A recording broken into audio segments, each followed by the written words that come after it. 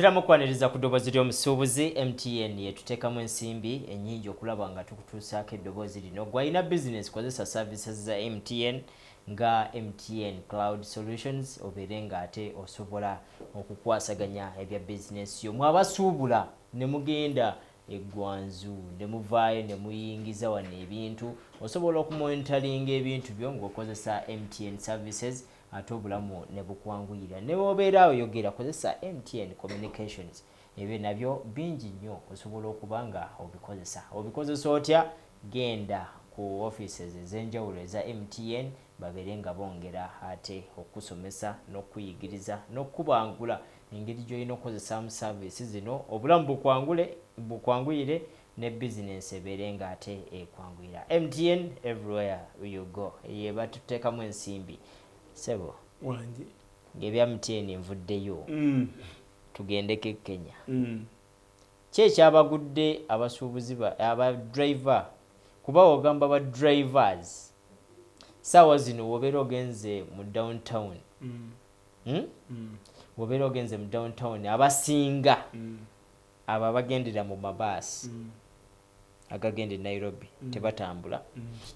Kiba kitegeeza nti mu abo mulimu abasuubuzi abatambulira mu baasi tebalimu? Mwebali bangi.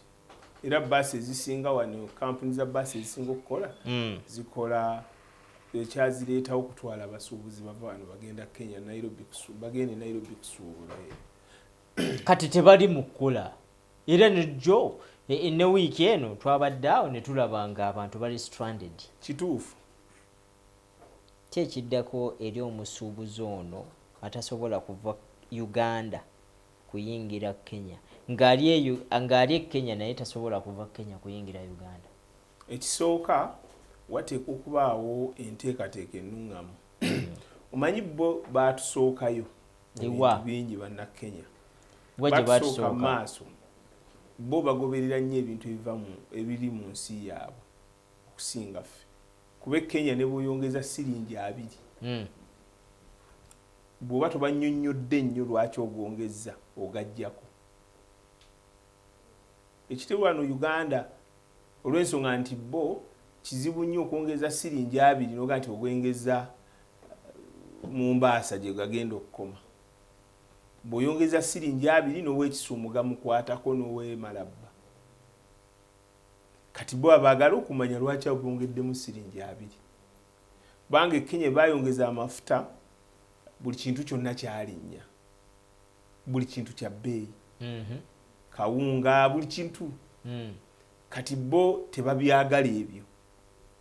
Era kyobula jjo wabaddewo enteeseganya nadde ezigoberera tezaavuddemu, tebakkaanyiza. Enteeseganya kati ziriwo lwaleero ze tulinda tulabe ebiki ebigenda okuvaamu. Biki ebyaba bagudde okwekalakaasa? Kwongeza amafuta tewali kirala. Bagwongeza gabadde ku bbeeyi ki? Gabadde ku siringi 10 ekya Kenya. Ekya Kenya. Aha, ne bongeramu meka? Ne bongeramu siringi 3 ne gagenda ku 13. Kati kiba kiri expensive. Bo. Naye kati Kenya ki ekibongezesa amafuta nga bali wali ku mwali? Anti amafuta bwe gaba nga galinnye ku katale k'ensi yonna, kitegeeza ne Kenya nayo tesima mafuta esobola masoobole. We gasookera we gatuukira. Ti wadde gasookera awo ne sigaayo. Abo boolaba baateekawo bakolagana n'Abawarabu. Kituufu. Ne kati okuva akagolomolo bwe kafunamu olutalo lwa Iran n'Amerika nti kati meeri nnyingi nnyo ezakwamira awo ezaali zijja ne zireeta amafuta tezikyayitawo. Wakyalinawo enteeseganya z'amaanyi okuddamu kakole nga bwe kaali kakola. Kati bavuzi ba motoka ki? Zonna mu Kenya, si trucks zokka ezireeta ebintu wano n'emmotoka zonna. Nezino ezabuyonjo? N'ezabuyonjo, ate ezabuyonjo zinywa mazzi. Nezo zinywa mafuta. Kati bo bekalakaasiza ki? Kati bo tebalinga mu abaawana nti bo bagoberera. Yenjawulo.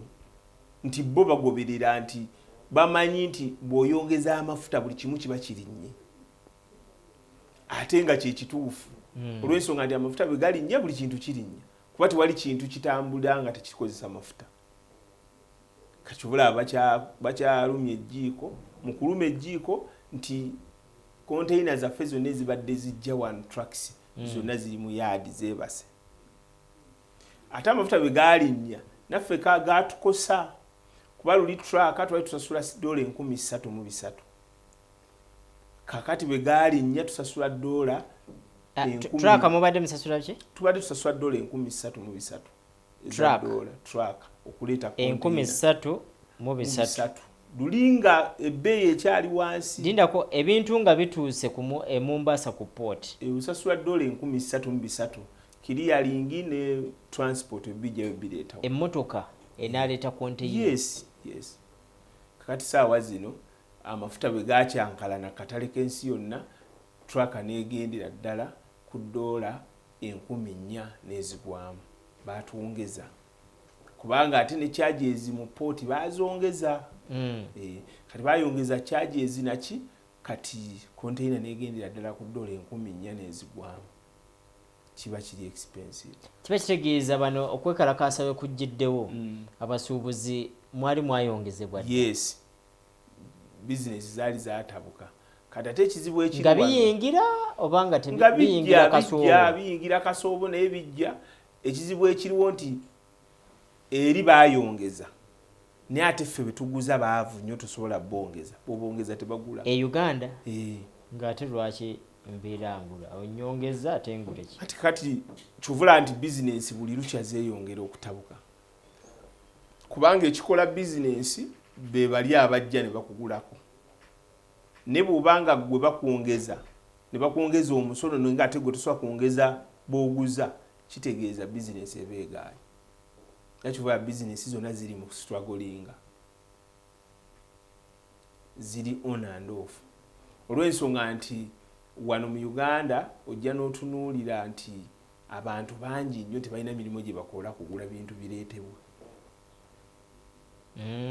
kati bagenza okuddayo okwagala okulima abaasigaza bwe balimira batono oyinza okuvuga gombola kumpi namba nga tosobola kufunamu balimi bawola 10 balina yiika 20 kati ebbanga eryo omusuubuzi abadde ku ki nga sente ze zitambuza ebyamaguzo biyingiza e Uganda anti kakati olwedde kibadde kyajja nga mwakigumira wakigumira kubanga kyagenda okujja nga ebintu biri mu kkubo bijja kakati bino ebigenda byeyongerako abatannaba kutikka tebagenda kutikka lwaki tebatukkiriza ne tujja eno ezaffe ne ziyingira e Kenya ate bwe ziyingira e Kenya era bwe ziyingira zigenda kunywa amafuta era si bannaye ebintu bino njagala mubimanyi nti emmotoka gy'ogenda okuyingiza okugijja n'ogitwala e Kenya togenda giyiwa mu mazzi ngitwala ejjudde ate ogitwala ejjudde nga nawana amafuta ga bbeeyi enjawulo ziro bw'oba gye gava ga bbeeyi ate wano we gatuukira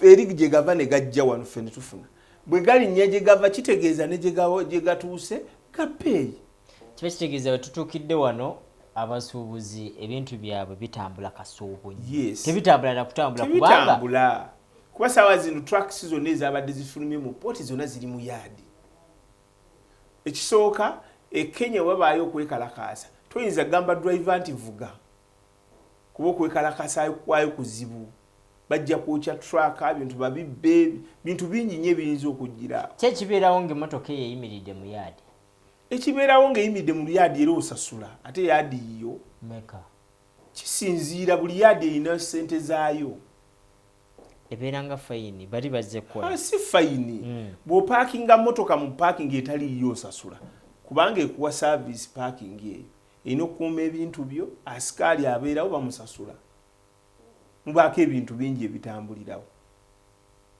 ate n'ennannyini kifo ayinza okuba yakipangisa ku muntu agifuula ebizinesi kati oyinza kupaakingirawo bwereere olina okusasula kati expense ezo zezeeyongerako ku bintu kati sooka otunyonnyolemu awo expense tumanye nti ziri mu nnyamu anti kati ne bwe naakunnyonnyola tomanya truck egenda kumalawo ennaku mmeka twagala kubala nti omusuubuzi ono afiirwa naye biki byafiiriddwa tumanye anti kati era byafiirwa byeyogerera lwa nsonga nti obudde kisooka bugenda ekirala bw'aba aleeta ngoye it is fashion omulembe gugwako yes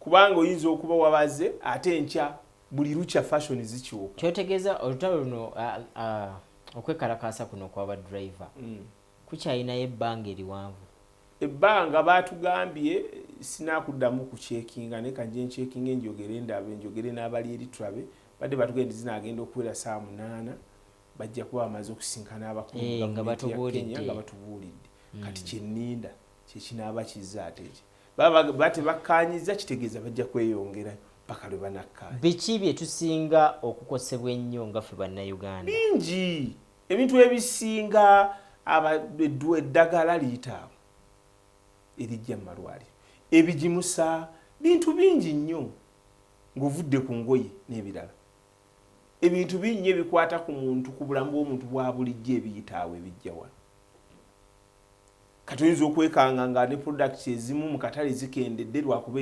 gyeziri naye tezisobola kukola ki tezisala kujja oluusi kati bwe zikendeera ku katale oli bakitegedde n'ebbeeyi n'ekola ki n'ekyuka n'erinnya kitegeeza nti omuntu abadde abaliridde ng'amanyi nti kale katugeze ekintu ngenda kifuna ku mutwalo nga gwalina addayo buzzi ng'ekintu kituuse ku mmeka kwebiri kitegeeza eyo saavisi tagikoze eki tagifunye bweba ddoozi ya ddagala oba bwe liba ddagala liba liyiseewo ng'eddoozi tagikoze eki tagifunye kitegeeza obulwadde babugenda kweyongera okukola ki okumulya oba okumutaataaganya so nti mu bintu bino bintu bingi nnyo ebibaawo abantu bebafiirwa tebafiirwa ssente zokka n'obulamu nabo bugenda kati ekirala luusi wabaawo omuntu nga alina ebintu byatikka ali ku swaddiiru yeewola ne ssente n'abagenda obbigula bamuwaako akasente bwe bidireeyinga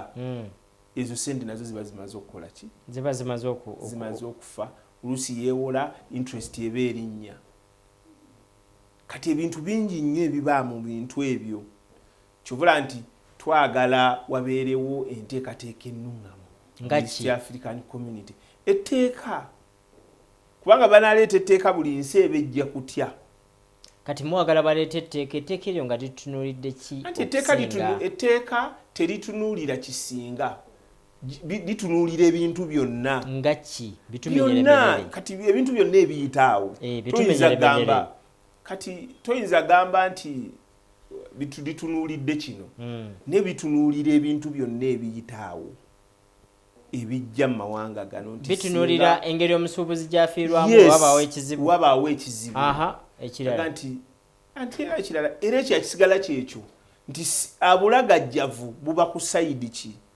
kubanga tuyinza oga nti gavumenti eno yeragajjadde obukakafu evidence yiino oba omusuubuzi yalagajjadde then nti kiteekewo okukolera awamu oba n'okubaako n'okugjamu okwebaka okuba kuliwo ku bintu ebimu banga ebintu ebimu biba byetaaga kugonjoola mu mangu naye luusi bitwala obudde olw'obugayaavu kati twagala nti wanaabaawo etteeka nga ensi ekitegedde nti bw'onoolagajjala ojja sasula omutango bwe guti kitegeeza babaawo ensonga yonna ey'okugonjoola bejja kuyita mu bwangu okusinga kati nga bwe kiri nga tugenda okusiibula waliwo enkola URA gye yaleese eya CCI enkola eyo era ne URA tugisaba ejja esooka esomesa abasuubuzi kubanga enkola tebagimanyi era ebintu bigenda kutuuka bibeere mu bondi bibeereyo